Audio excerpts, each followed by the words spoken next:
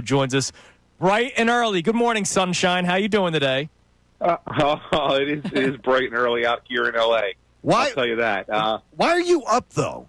To join Kincade and Salciunas. No. Yes. Look, I appreciate never it went very to sleep. much. It's a trick question. But did you, seriously, that's what I wanted to know. I mean, or did you not go to sleep? No, I did sleep. But not much. Maybe 3.5 hours, I'd say. Well, you sound Perfect, spry. chipper. You sound spry, and we appreciate you coming on. So before we even talk about the Phillies and the playoffs and the game last night, who partied the hardest last night? That's the one I need to know first. Well, it has to be Garrett Stubbs. I mean, It absolutely has to be. That dude was. So when we got there before the game, I walked past his locker. He wasn't even in his locker, and I saw the 2 beer bongs sitting in his locker, and I was like, this guy is ready to roll. Like he's on fire, ready to go before this thing even happened. And then as I was walking around that clubhouse, and by the way, I don't know if you guys have ever been out to LA. Maybe the smallest clubhouse I've ever been in. It is it's a shoebox. It's tiny. It's absolutely tiny. So that made it even crazier because there were so many people in such a confined space. So we all got soaking wet. I think I still got like sticky hair. Like it's so bad.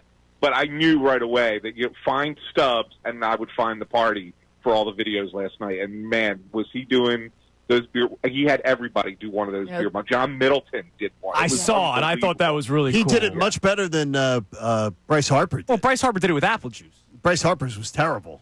he doesn't drink. I understand. He doesn't know what It's a his beer bong. first That's the day. first time he saw a beer bong in his All right, life. let's see how this goes. Kyle Schwarber looked old pro, though. I'll tell you that Kyle much. Schwarber had done that in Indiana. That was impressive. So about the game itself, I don't want to lead negative because it was an incredible game, but obviously Kerkering had another inning where he gives up a run. I asked John and Connor this question earlier before Amy got here.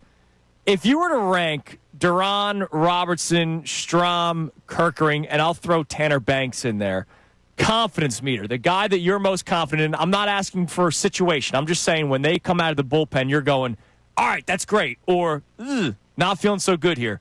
What's your ranking right now for the bullpen guys? Well, even though he gave up a home run last night, I'd still put Duran number 1. Of course. Only the second home run he's given up all year. Both of them at Dodger Stadium, by the way. That's scary. Yeah, it is. I'd probably put Strom number 2. The way he's pitching lately, he's really pitched well. Then I would go Robertson. Then I would go Banks, and then I would go Kerkering. Wow, Kerkering, Okay, that's interesting. 5.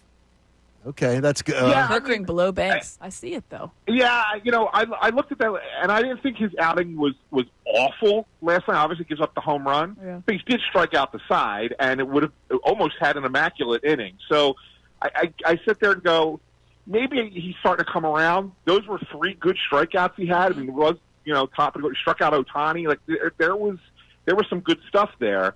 But man, you can't give up that home run in that spot. Right. I mean, you're coming into that spot to get to protect that lead and give up that homer. That's tough. So I still put him 5th, but I think that there's a possibility that he's coming back around. Now, when you look at this Phillies team and what they've done, how amazing is how they've turned it on since the Wheeler news, since the loss of Turner? What has it been, that resilience, and what have you seen and felt watching this team up close?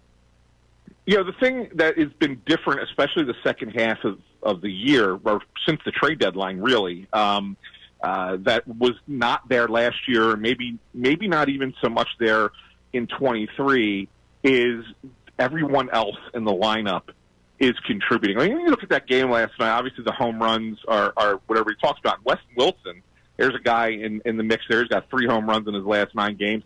Like that's a guy who you don't expect. He probably wouldn't have even been in the lineup if Edmundo Sosa was healthy, and he's contributing. But Otto Kemp starts this whole thing with a double last night, right? Bryson Stott, he's been on base 16 straight games. He gets that key single to set up the Wilson homer. Like guys down the lineup are contributing on a regular basis since October 1st. Obviously, we all talk about Bader. We all know what he's meant. He's going to be down the lineup, too, once Turner comes back. So that's the difference. It's not just a top-heavy lineup where you're sitting there going, oh, the top three guys are going to be the guys that carry this team. If they've been consistent long enough now that bottom part of the lineup has really turned it around and become a strength for this team, whereas for the first 95, 100 games of this season, it was really probably a weakness that this team had.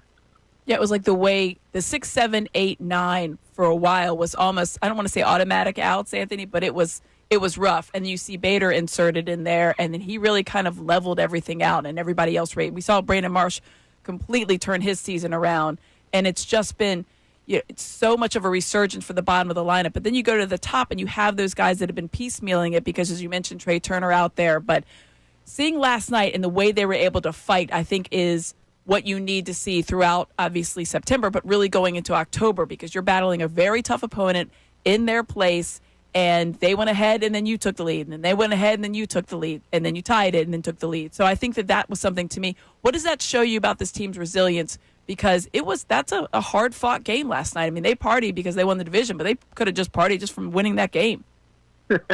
Yeah, it was two heavyweights. And, I watch that game, Amy, and I sit there and say to myself, these are the two teams that should be playing in the NLCS. Mm-hmm. It would be unfortunate if these two teams had to play in a shorter series in the DS. These are the two best teams in the National League. But as far as to answer your question, they've been resilient all year. I mean, if you look at they're the best team in baseball with scoring runs after the seventh inning. They have the best record in I think it's just the National League, but I got to check. It could be all of baseball. Best record against teams with winning records. They show up in the games that matter, and when the times are tight and you expect it to be a tough game, the Phillies are finding ways to win. Part of that is hey, we have great starting pitching and it keeps us in the games until the bats figure it out. But part of that is exactly what you talked about is the team's resiliency and the way that they never feel like they are out of the game, that they can always find a way to scratch out a run or two runs, even if it's in the ninth inning and they're trailing. They feel that they could do that. And I know you woke up early, so I have a question that I'm going to make you have to think a little bit, and I apologize here. Well, that could be if you ask him 1 to 3 in the afternoon, that could be a problem. So Harrison Bader, obviously last night not the best example because it was the first game in a long time where he didn't get a hit. He did walk once.